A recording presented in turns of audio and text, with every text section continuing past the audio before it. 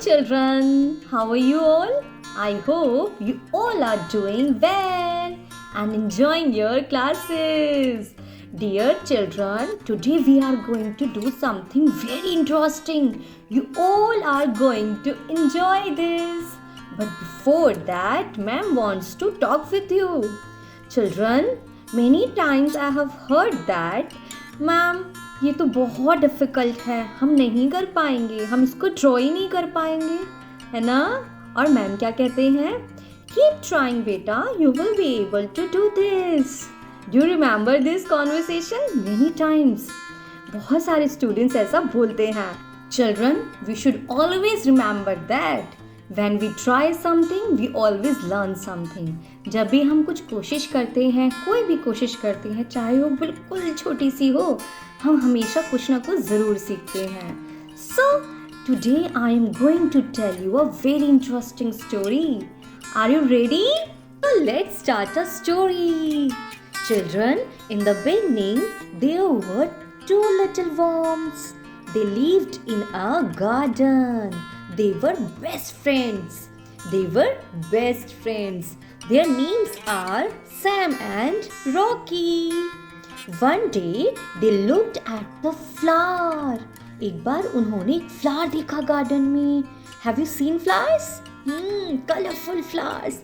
One day they looked at beautiful flower in the garden and dreamed of touching it. But they are very slow and very small. But वो तो बहुत छोटे और बहुत slow हैं, इस सुंदर से फ्लावर को टच कर पाए. So one day they decided to touch that flower. So they started jumping from the morning. But they keep on trying. It was until noon, but they could not be able to touch that flower. सुबह से दोपहर हो गई, वो jumping करते ही रहे, लेकिन अभी तक भी वो उस फ्लावर को टच नहीं कर पाए. But they kept on trying. They keep on jumping. After some time, Sam got tired.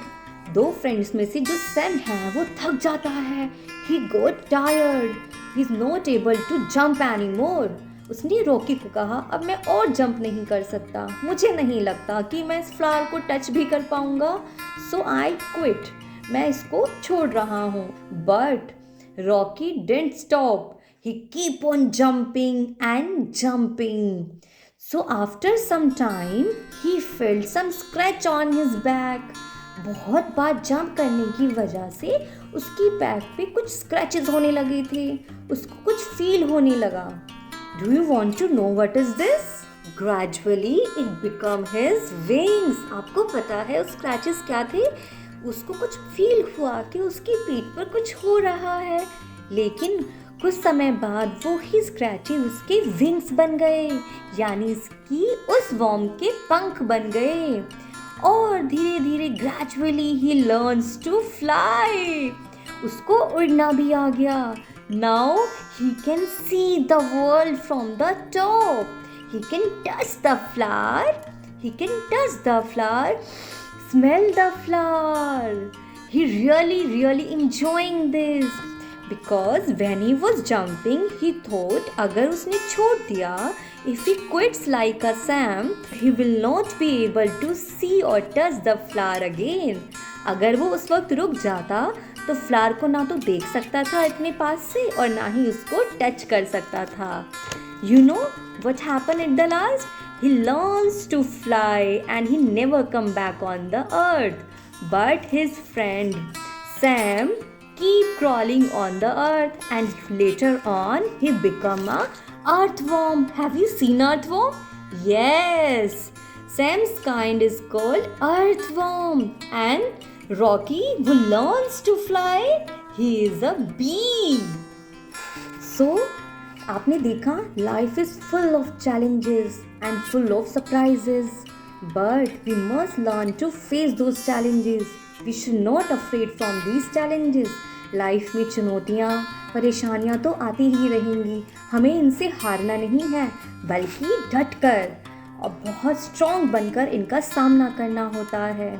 ये चुनौतियाँ यानी कि ये चैलेंजेस ही तो होते हैं जो हमको स्ट्रॉन्ग बनाते हैं, फियरलेस बनाते हैं, ब्रेव बनाते हैं, right children? So never be afraid of challenges. Keep trying, keep learning, and never give up in our life. I hope you really enjoyed this story. And always remember, keep trying. अगर आप कोशिश करेंगे तो आप ज़रूर सीख जाएंगे. But never give up.